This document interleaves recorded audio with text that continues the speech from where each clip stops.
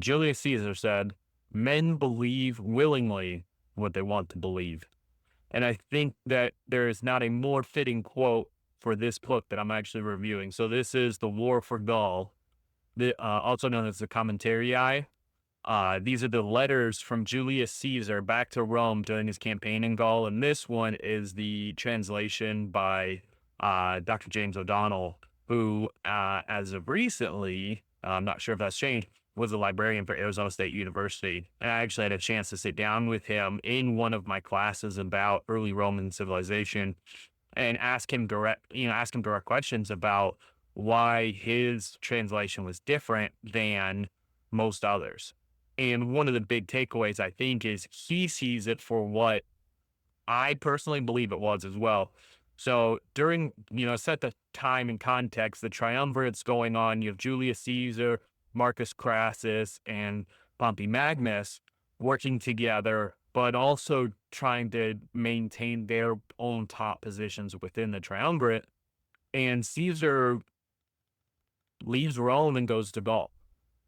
And what was framed originally as a proactive defensive war, if that really makes sense. It does. In my opinion, it does, right?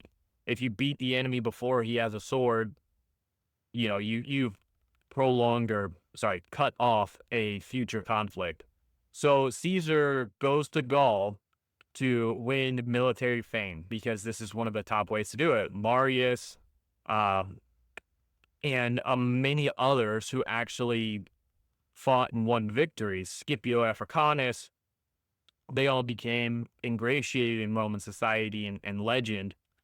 Julius Caesar saw this as a way for himself to do it. And later on, you actually see Marcus Crassus do the same thing when he heads off to go fight Parthia. Doesn't work out for him. But the War for Gaul in these letters, I actually really enjoy the commentary and the translations on them and what it talks about because as much as I see it as the propaganda that it was meant to be, Julius Caesar is writing these letters while he's on campaign and sending them back to Rome to be read at the Senate, to be read out to the public. But he doesn't just talk about victories; he talks about mistakes. He talks about defeats and key points where things went wrong as well. And that's very different than just a modern idea of propagandism, if that makes sense. If you look at North Korea and what they put out in their propaganda, it's very different. They don't sit there and say, like, yeah, we sent 10,000 North Koreans to Ukraine and 100 of them came back. They're not saying that. They're saying that, all of these crazy things are happening and the great leader doesn't play golf because he shot a 18, on an 18-hole course. If you don't believe me, look it up. You can actually see that. But Caesar is working as a political operator and not the glorious military leader that he was. And that's where I personally disagree with Dr. O'Donnell because you can be both, right? You can be, if there have been plenty, look at Napoleon, look at a lot of other generals throughout history that were fantastic military leaders and decent politicians. So there really was a level of, yes, I am being the most dominant military leader. I am gaining military glory for Rome. He's sending loot back. He's enriching himself at the same time, winning over the affection of the people. And realistically, this is one of the best ways for us to understand how a Roman campaign like this happened and understand the brutality of it because he doesn't leave out. And that's another reason why I don't think it was just political commentary, because he doesn't leave out some of the more brutal aspects on it, like the mass killings, the enslavement, and the advantages that Caesar used to position himself in a way that he basically ended any level of Gallic power for a very long time. And it does talk about, and Dr. Dahl does give him a nod in this, for his strategic brilliance, but I think it's underplayed.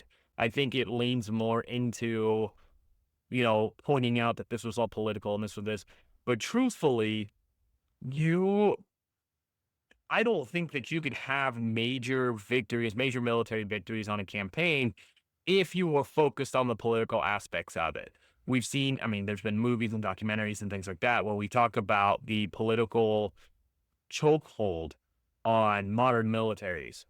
And if Caesar was trying to make all of his decisions based off of political gain, he wouldn't have written about some of the wrong decisions he made. He wouldn't have written about the losses. He wouldn't have been writing about the mass killings and things like that. Which, don't get me wrong, it we're looking at it from a modern perspective. If you look at it from a current, or sorry, a historical aspect of trying to be in the moment, in the time, if you're a Roman hearing about the mass killings of Gauls, and you live in Cisalpine Gaul or northern Italy, you're probably more okay with it because it means that there's less Gauls to be raiding your farms, raiding your villages, raiding your towns, and less threats. So that does work for it. I'm looking here at my notes too, because I know for a fact that I can get way off on this.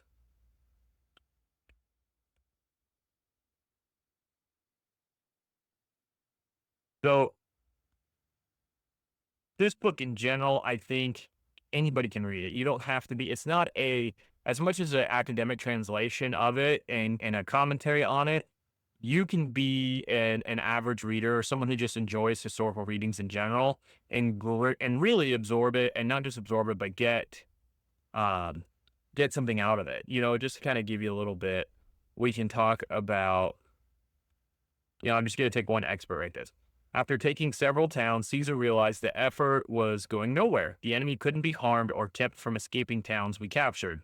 He decided to wait for his fleet. When it arrived and the enemy saw it, some 220 of their ships, fully armed and ready, set out from port against ours. Some 220 of their ships, fully armed and ready, set out from port against ours. Neither Brutus leading the fleet nor the centurions and military tribunes piloting the individual ships knew what to do or how to press the fight. They knew their prows would do no harm. Platforms built on our decks were overtopped by the poops of the barbarian ships. Weapons couldn't easily be hurled from below, and the ones launched by the Gauls would fall heavily. So this is talking about, this makes it clear. These Gaulish ships, they were simply taller than the Roman ships. And so it would be, they didn't know what to do. The Romans didn't know what to do in their ships, and you have 220 of these barbarian ships coming out, and they're taller, they're thicker, they're stronger. It's just one of those things where the Romans didn't really know what to do about it. So like I said, it's very accessible, very great to read. I'm probably over gilding the lily a little bit here, but I would highly recommend it if you're looking for a good read and you want some more insight into the actual mindset of Julius Caesar. The War for Gaul, Dr. James O'Donnell. I actually found this copy at Barnes& and Noble in Tempe when I was there, and got to talk to him at Arizona State. But you can get it. It's a great read. I highly recommend it, especially if you love anything history. Check it out. Thanks, guys, for checking this out. We have a new blog going up about a different Roman general, Belisarius. We're going to go into a different perspective than most people on it, where I talk about some of the pain and the lamentations that he must have felt having done so much to bring back the power of Rome and then watch it still continue to rot from within and ultimately collapse. Check it out, adventurehistorian.com. Thank you guys so much. Have a great week.